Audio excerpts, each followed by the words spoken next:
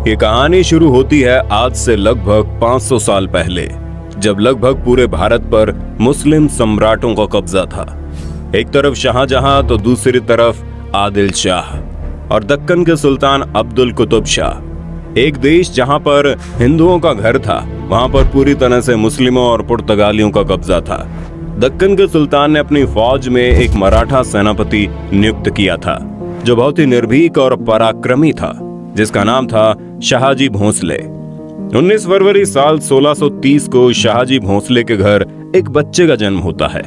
सभी लोग सोचते हैं अपने पिताजी की तरह ये बच्चा भी एक दिन मुस्लिम सुल्तान के फौज का सेनापति बनेगा, लेकिन नियति को कुछ और ही मंजूर था।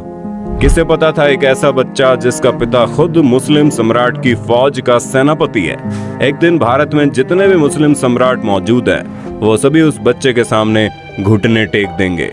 उसी बच्चे का नाम था छत्रपति शिवाजी, जिसे भारत के महान सम्राटों में से एक माना जाता है।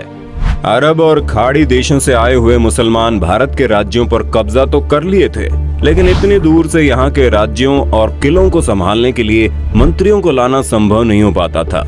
इसलिए उस वक्त के सभी मुस्लिम सम्राट भारत में ही रहने वाले हिंदू लोगों को अपने सेनापति और मंत्रियों के पद पर नियुक्त कर दिया करते थे।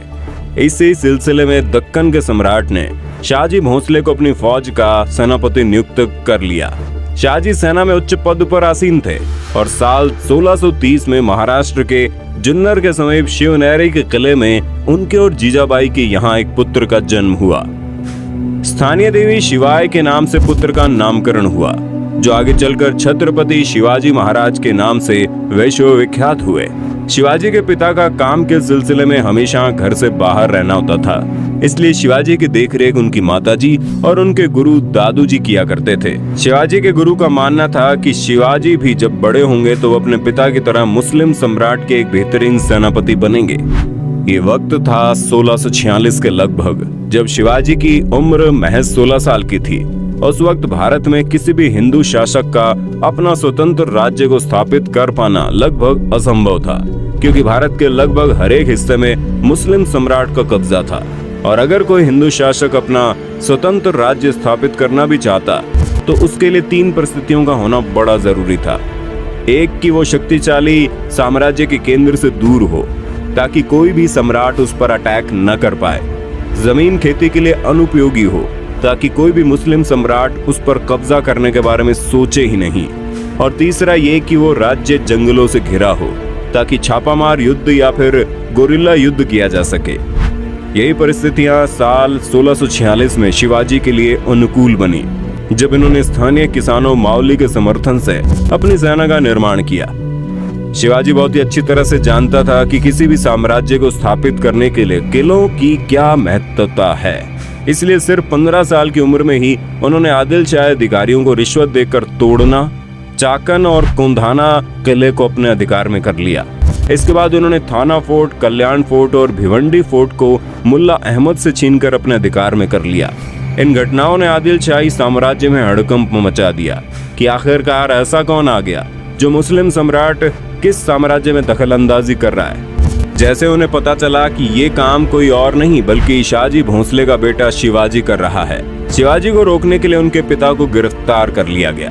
इसलिए शिवाजी ने अगले 7 साल तक आदिल शाह पर सीधा आक्रमण नहीं किया। शिवाजी ने लगभग 7 सालों का इंतजार किया और धीरे धीरे अपनी सेना को बढ़ाता रहा। एक वक्त ऐसा आया जब उसने एक एक करके 50 से ज्यादा किलों को अपने नाम कर लिया। धीरे धीरे शिवाजी का प्रभाव बढ़ने लगा। अब लोगों को यह महसूस होने लगा था कि कोई तो ऐसा है जो मुस्लिम सम्राट को टक्कर देने वाला है। अपने डर को कायम रखने के लिए और शिवाजी के बढ़ते प्रभाव को रोकने के लिए साल 1659 में बीजापुर की बड़ी साहिबा ने अफजल खान को 10,000 सिपाहियों के साथ शिवाजी पर आक्रमण करने का हुक्म दे दिया। उस वक्त अफजल खान को सबसे क्रूर और सबसे ताकतवर शख्स माना जाता था, क्योंकि जिसका भी सामना उससे होता था उसकी मौत निश्चित थी। सबसे पहले तो अफजल खान ने शिवाजी को उकसाने के लिए कई मंदिरों को तोड़वा डाला और बहुत सारे हिंदू नागरिकों का कत्ल करने लगा। अफजल खान को इस बात का पता था कि शिवाजी बहुत ही चालाक है, इसलिए वो एक एक करके सभी किलों को अपने कब्जे में ले रहा है। कहीं न कहीं अफजल खान को भी शिवाजी से डर लगने लगा था। यही वजह थी कि अफजल खान ने उसे चालाकी से मारने की सोची। और अफजल खान ने शिवाजी को मिलने के लिए न्योता भेजा। शिवाजी तुरंत ही न्योता स्वीकार कर लेता है और अफजल खान से मिलने की जगह नियुक्त करता है। जैसे ही दोनों आमने सामने होते हैं, अफजल खान शिवाजी को गले लगाने के लिए आगे बढ़ता है और अपने चाकू निकालकर शिवाजी को मारने ही वाला होता है कि शिवाजी तुरंत अपनी कटार को निकालकर अफजल खान का पेट फाड़ देते हैं। इस जीत के बाद शिवाजी का नाम और ज्यादा मशहूर होने लगा। लोगों के मन में मुस्लिम सम्राट का डर लगभग खत्म होने लगा था। इस बार बीजापुर के सुल्तान ने शिवाजी को हराने के लिए अपने सबसे बेहतरीन सेनापति रुस्तम जवान को भेजा। रुस्तम जवान की भारी भरकम सेना ने शिवाजी के ऊपर हमला बोल दिया, लेकिन शिवाजी ने कम सेना की मदद से ही लड़ाई को चालाकी से लड़ते हुए रुस्तम जवान को सेना में शिकस्त दे दी। कुछ दिनों बाद आदिल शाह ने अपने सेनापति सिद्दी जोहार को भी भेज दिया। एक एक करके मुस्लिम सम्राटों ने शिवाजी को खत्म करने के लिए कई चालें चली, लेकिन उनमें से कोई भी कामयाब नहीं हो पाया और धीरे धीरे छत्रपति शिवाजी का राज्य विस्तार होता गया और उसकी सेना और भी ताकतवर होती चली गई। इसके बाद बीजापुर की बड़ी बेगम ने औरंगजेब से शिवाजी को पकड़ने के लिए विनती की। उसने अपने मामा शाइस्ता खान को 1.5 लाख सैनिकों के साथ शिवाजी से युद्ध करने को भेजा। शाइस्ता खान ने अपने विशाल सेना के बल पर पुणे पर कब्जा कर लिया और शिवाजी के निवास स्थान लाल महल पर अपना बसेरा डाल दिया। शिवाजी ने चालाकी से अपने 400 सिपाहियों को साथ शादी के बारातियों के वेश में पुणे में प्रवेश कर लिया और रात के समय उन्होंने सीधे शाइस्ता खान के ऊपर खतरनाक हमला बोल दिया। शाइस्ता खान ने जैसे ही देखा उनका सामना छत्रपति शिवाजी से हो रहा है, वो डर के मारे खिड़की से कूदकर अपनी जान बचाकर भागने लगा, लेकिन शिवाजी की तलवार के खतरनाक वार से बच नहीं पाया।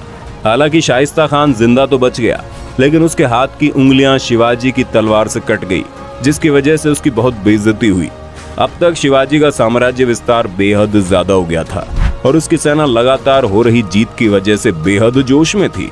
शिवाजी ने साल 1664 तक कई मुगल सल्तनत पर हमला करके उसको तहस नहस कर डाला, जिसके बाद साल 1664 में औरंगजेब आग बबूला होकर 60 वर्षीय राजपूत सेनानायक मिर्जा राजा जयसिंह को अपने 1.5 लाख सैनिकों के साथ शिवाजी से लड़ने के लिए भेजते हैं। इस युद्ध में शिवाजी की हार हुई और उसे अपने खजाने से ढेर सारा पैसा हार के हर जाने के रूप में देना पड़ा। उन्हें अपने 9 वर्ष के पुत्र संभाजी के साथ आगरा जाना पड़ा। शिवाजी को नियंत्रित रखने के लिए पहले यह तय हुआ कि उन्हें मुगल दरबार में कोई पद दिया जाए, लेकिन औरंगजेब ने फैसले को बदलकर शिवाजी को घर में कैद करने का आदेश दे दिया। औरंगजेब नहीं जानता था कि यह गलती आगे चलकर बहुत महंगी पड़ेगी। शिवाजी ने पहले बीमारी का बहाना बनाया और अपने स्वास्थ्य को ठीक करने के आशीर्वाद के लिए साधु संतों और फकीरों को रोजाना मिठाई और उपहार भेजने की इच्छा जताई। एक दिन वो खुद श्रमिक के भेष में सामान के डिब्बे में संभाजी को छुपाकर बाहर निकाला। वो मथुरा, काशी, गया, पुरी के बाद गोलकुंडा और बीजापुर होते हुए रायगढ़ पहुंच गया। साल 1670 तक शिवाजी ने कई लड़ाइयां लड़ते हुए 4 महीनों के भीतर अपने राज्य का बड़ा हिस्सा मुगलों से वापस स्वतंत्र करा लिया। 1671 से 1674 तक औरंगजेब ने भरसक प्रयास किया कि कैसे भी करके शिवाजी को अपने अधीन कर लिया जाए, लेकिन वह ऐसा करने में पूरी तरह से असफल रहा। अपने उत्तम योद्धाओं जैसे दाऊद खान और मोहब्बत खान को शिवाजी से लड़ने के लिए भेजा, लेकिन सबको मुंह की खानी पड़ी। इसके साथ ही साल 1672 में अली आदिल शाह की मृत्यु हो गई और बीजापुर में 6 जून 1674 को हिंदू परंपराओं के साथ शिवाजी का राज्याभिषेक किया गया। वो मराठा के राजा बने और कई सदियों के अंतराल के बाद हिंदू रीति रिवाजों, तिलक, जनेऊ और वेदों के उच्चारण के बीच किसी राजा का राज्याभिषेक संपन्न हुआ। शिवाजी की महानता सिर्फ उनकी बहादुरी और युद्ध कौशल में नहीं थी, बल्कि वो एक योग्य प्रशासक भी थे। वो उस वक्त का इकलौता ऐसा राजा था जिन्होंने धर्म के आधार पर कभी किसी के साथ पक्षपात नहीं किया। उनके कई अधिकारी, यहाँ तक कि उनके व्यक्तिगत अंग रक्षकों में कुछ मुसलमान भी थे। उन्होंने कभी किसी नारी का निरादर नहीं किया, यहाँ तक कि युद्ध में हारे हुए दुश्मनों की स्त्रियों को भी सम्मान सहित वापस भेज देते थे। गोरिल्ला युद्ध, किलों का उपयोग और नौसेना का निर्माण भारत में पहली बार शिवाजी ने ही कराया था। उन्होंने 4 किलों और 2000 सैनिकों से शुरुआत की थी और उनकी मृत्यु के समय ये गिनती 300 किलों और 1 लाख से ज्यादा सैनिकों की हो गई। शिवाजी का स्वास्थ्य खराब हुआ। तेज बुखार और पेचिश की वजह से 52 साल की उम्र में उनकी मृत्यु हो गई। आपको जानकर हैरानी होगी, उस वक्त औरंगजेब यहाँ का सबसे ताकतवर शासकों में से एक माना जाता था, लेकिन छत्रपति शिवाजी की वजह से उसे लगभग 25 साल तक युद्ध करना पड़ा।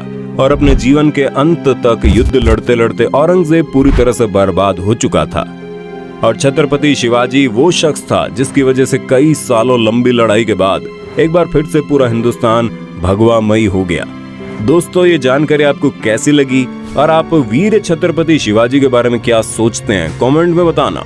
वीडियो अच्छी लगी तो लाइक कीजिए, चैनल को सब्सक्राइब करके बेल आइकन दबा देना, क्योंकि the earth adventure in Hindi की टीम आपके लिए हर रोज ऐसे इंटरेस्टिंग वीडियोस लाती रहती है।